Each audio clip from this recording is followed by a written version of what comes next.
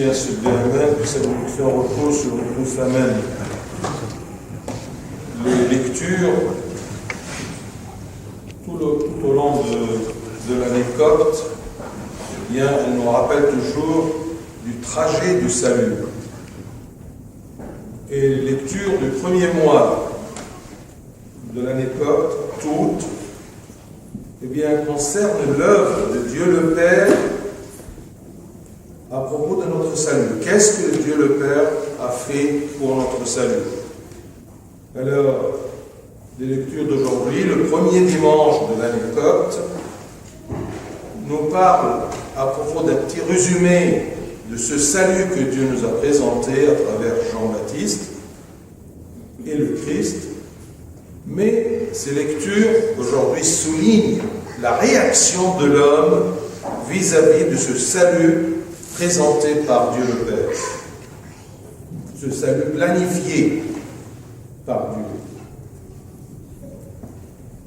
Il y a un commandement, si vous faites attention, il y a un commandement du Christ cité dans la liturgie divine.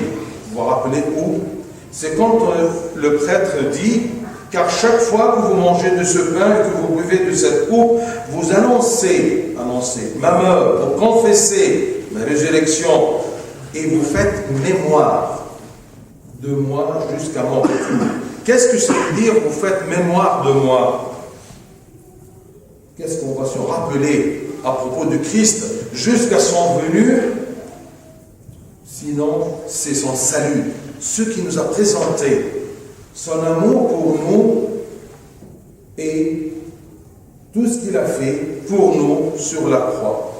Il est mort, il est ressuscité, il est monté aux cieux pour nous préparer une place au royaume. Jean-Baptiste est venu comme un incorrect, quelqu'un qui vit tout seul dans la solitude, dans le désert.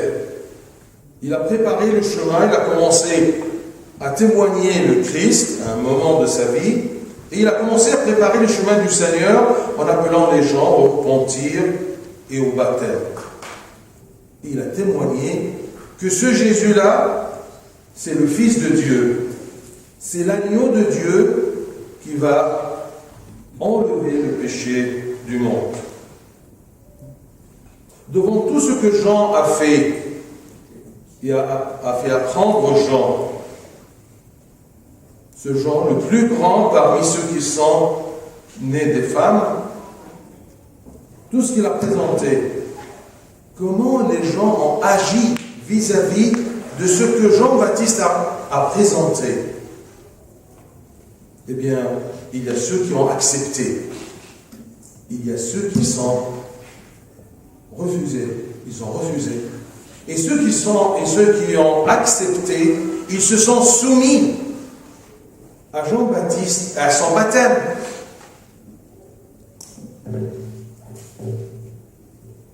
Ensuite, le Christ est venu. Il était complètement différent de Jean-Baptiste. Il n'était pas dans la solitude. Il est venu, il a vécu parmi le peuple. Il a partagé avec eux leur nourriture, leur boisson. En marchant, il a appelé un jour Zachée, descends, je vais rentrer chez toi dans ta maison.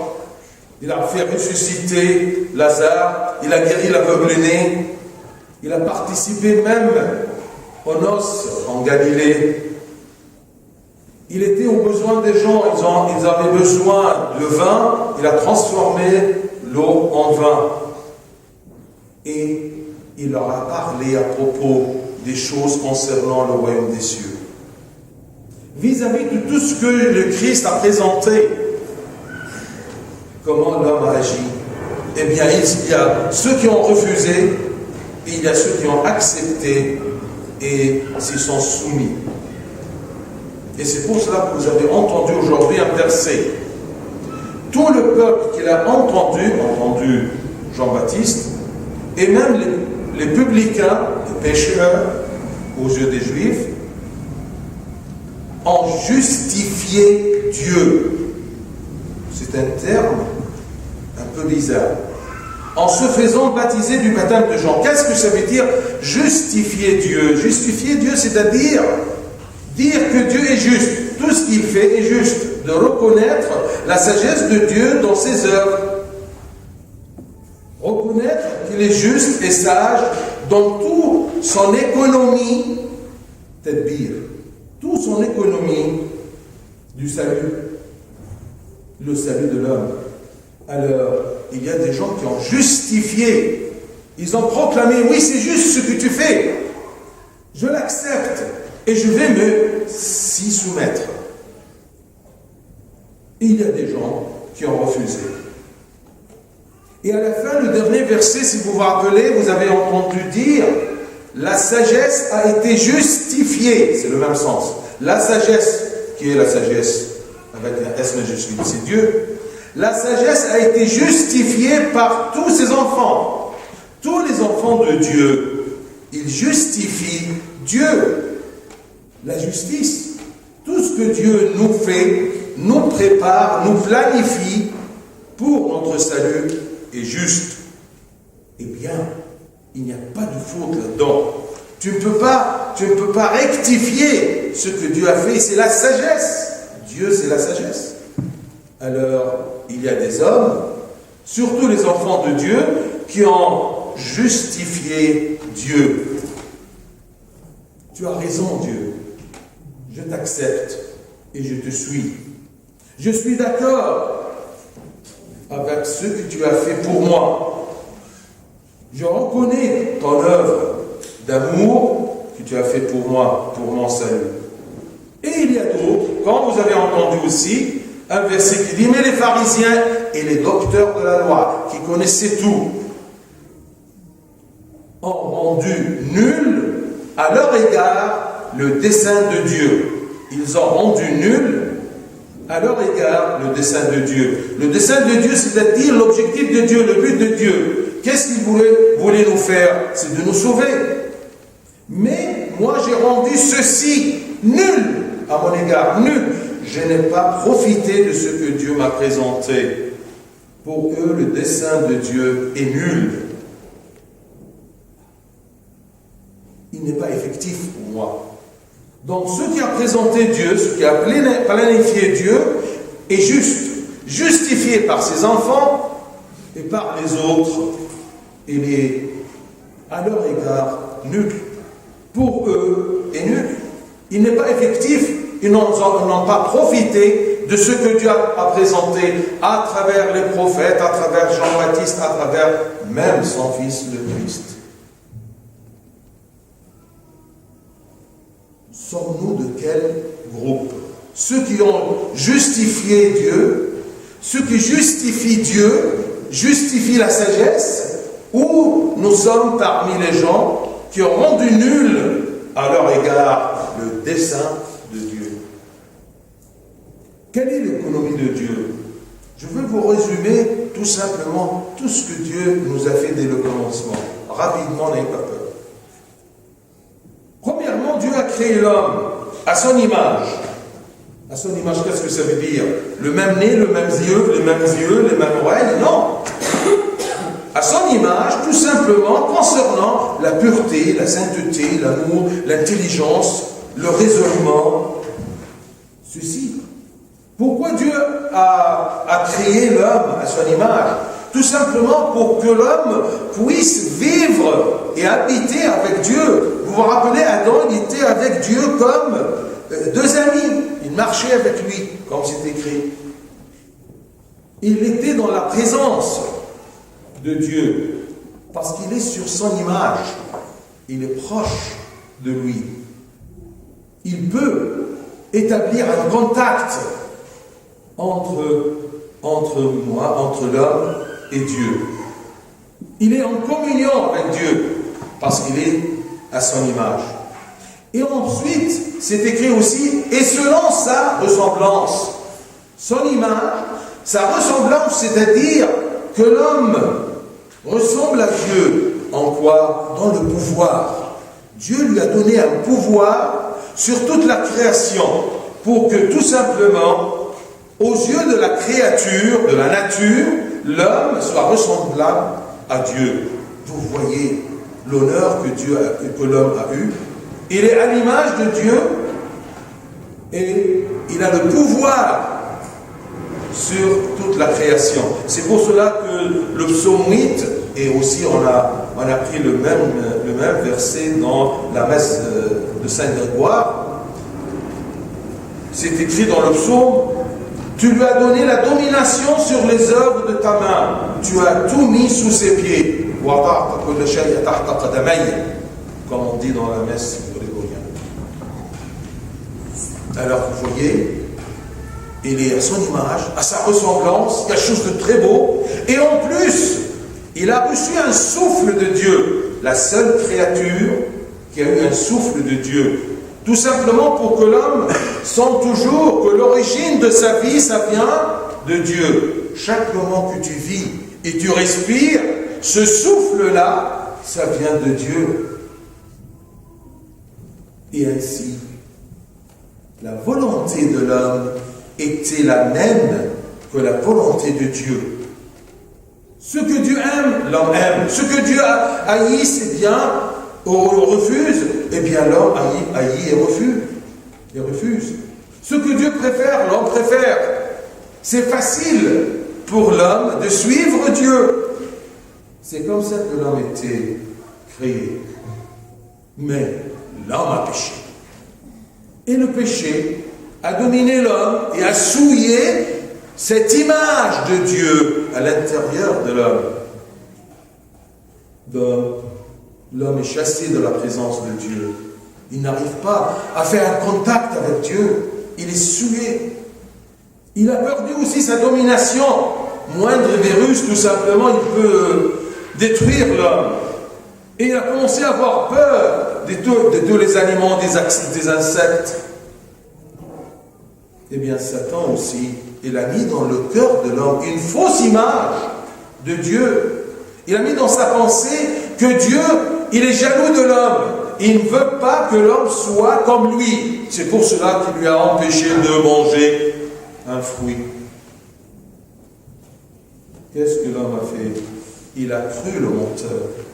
Et de cette façon, eh bien, il a perdu le privilège d'être enfant de Dieu. Et c'est comme c'est écrit dans les Proverbes, l'homme, il est devenu aveugle, il ne voit pas le bon chemin. C'est écrit, telle voie paraît droite à l'homme, mais son issue, c'est la voie de la mort. Il croit que c'est ça la bonne voie, mais en vérité, non, c'est la fausse. Il s'éloigne de Dieu. L'homme est devenu aveugle. Il s'est éloigné de Dieu. Et le résultat de sa volonté est devenu complètement indépendante de la volonté de Dieu. Même si l'homme veut faire le bien, il sent qu'à l'intérieur de lui-même, il y a quelque chose qui l'empêche. Parce que sa volonté n'est plus la volonté de Dieu. Ça, c'est l'homme. Un autre point. Eh bien, Dieu ne change jamais. Ni lui, ni ses objectifs. C'est pour cela que c'est écrit, chez Dieu, il n'y a ni changement, ni ombre de variation. Il ne change pas.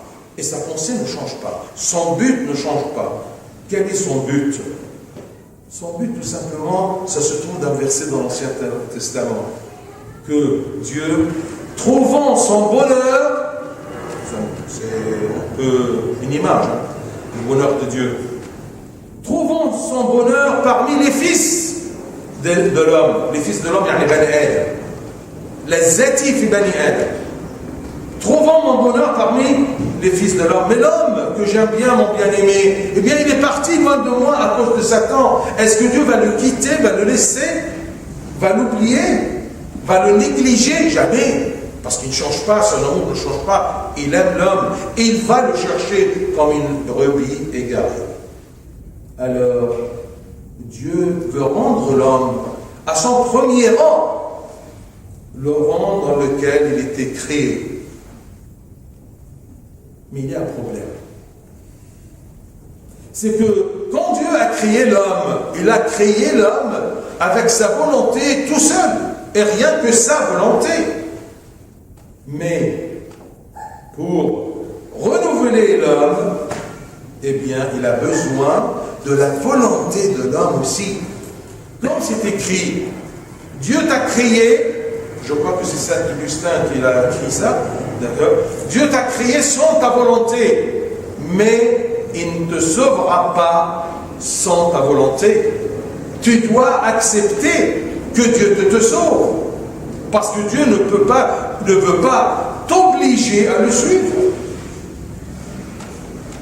Dans le plan de Dieu, l'économie de Dieu pour ton salut se base sur une chose très importante. C'est de attirer la volonté de l'homme vers sa volonté, afin que l'homme accepte le renouvellement, accepte le salut, accepte l'économie de Dieu, accepte le plan de Dieu, justifie la sagesse de Dieu, accepte ce que Dieu lui présente.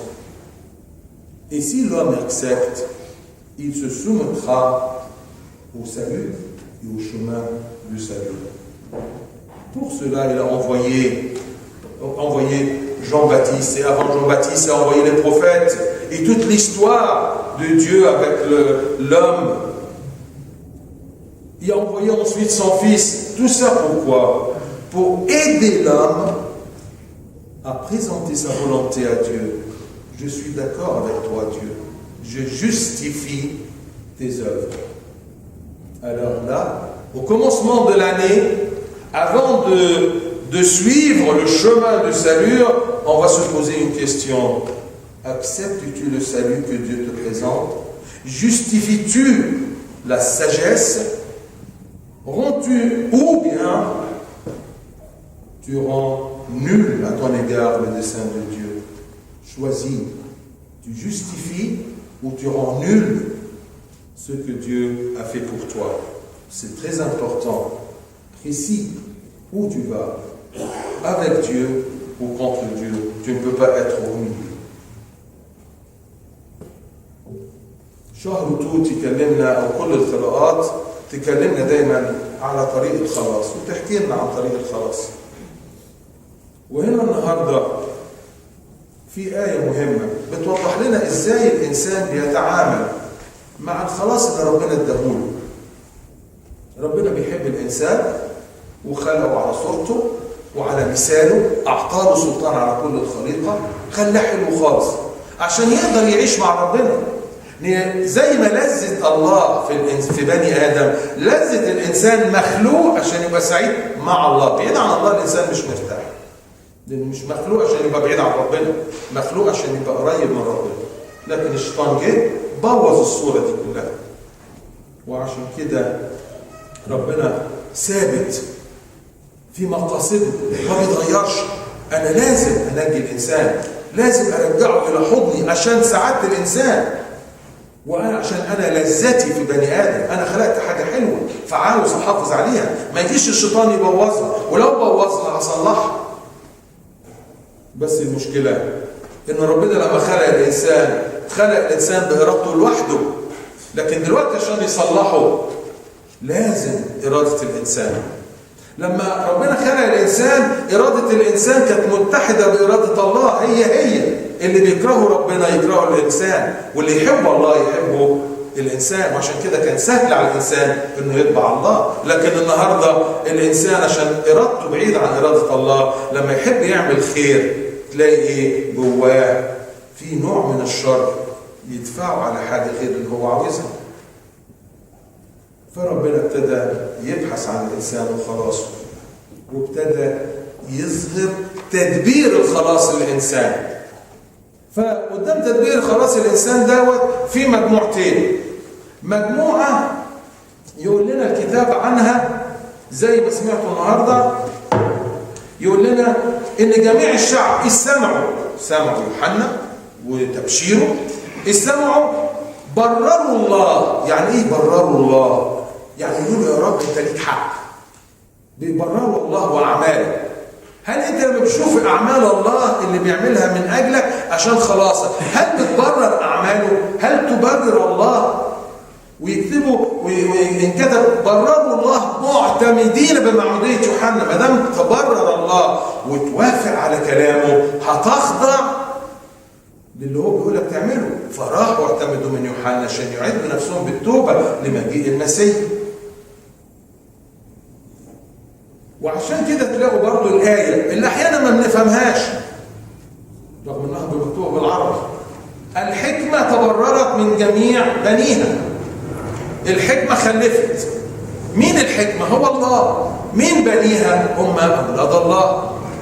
طيب الحكمة دي تبررت يعني إيه؟ الحكمة دي سقفوا لها. مين سقف للحكمة؟ مين بررها؟ مين قال أنت يا حكمة ممتازة؟ ولاد الحكمة. مين اللي سقفوا لربنا؟ برافو عليك يا رب اللي أنت عملته لينا. إحنا متشكرين جدا إنك أنت رجعتنا من العمى الروحي اللي إحنا كنا فيه. صدقنا الكذاب، لكن دلوقتي يا رب أنت رجعت وعاوز ترجعنا إليك. وزي ما قلت لك مش ممكن ربنا يرجعك إليه إلا بإرادته. طبعا إرادته صالحة، عاوز يرجعك وبإرادتك، مش زي لما خلقك أنت ما كنتش موجود، أراد الله فكنت فخلقك. لكن دلوقتي بقى عندك إرادة، ما يقدرش ربنا يجبرك إنك تتبعه، لكن لازم يجذب إرادتك. لازم يجذب إرادتك. يجذب إرادتك إزاي؟ إنه يعرفك ذاته. يبعت لك يوحنا، يبعت لك الأنبياء، يبعت لك الشريعة، يبعت لك المسيح نفسه، كلمته نفسه، عشان تعبر وتظهر لك محبة الله الآب وحقيقته. ده بيحبك، مش غيران منك. يوما تأكلوا من هذه الشجرة تصيرون مثل الله. ربنا هيغيب منك؟ لا، مش ممكن. ومش ممكن تكون مثل الله لما تعمل ايه؟ ده انت تراب والى التراب تعود. ادي اللي ربنا عمله لينا. بس دلوقتي في بدايه السنه القبطيه اللي هتحكي لنا دايما من خلال القراءات في الاحاد قصه الخلاص. هل انت موافق على هذا الخلاص؟ هل تبرره؟ ولا هتعمل زي المجموعه الثانيه اللي قالوا الكتاب قال عنها انهم الفريسيون والناموسيون رفضوا مشورة الله من جهة انفسهم. يعني ربنا عمل مشورة تنفعهم فهم رفضوها. ده عمل حاجة من اجلكم انتم، من اجل انفسكم انتم، فرفضوا مشورة الله من جهة انفسهم. رفضوا اللي عمله ربنا من اجلهم ولم يعتمدوا من يوحنا المعمدان. نيجي هنا في بداية السنة وتسأل بقى نفسك: هل أنا من ضمن أولاد الحكمة اللي بأبرر الحكمة، ولا من ضمن الناس الذين حاولوا أو رفضوا مشورة الله من جهة أنفسهم؟ معقول ربنا يجي يقول لك تعالى أخلصك، تعالى أرجعك إلي، تقول له لا وترفض؟ لا، لابد من الإنسان يقبل ويثق بالله فيقبل ما يقدمه له الله ويخضع. مش ممكن تخضع إلى الله إلا لو كنت تبرر الحكمة. له المجد الدائم إلى الأبد. آمين.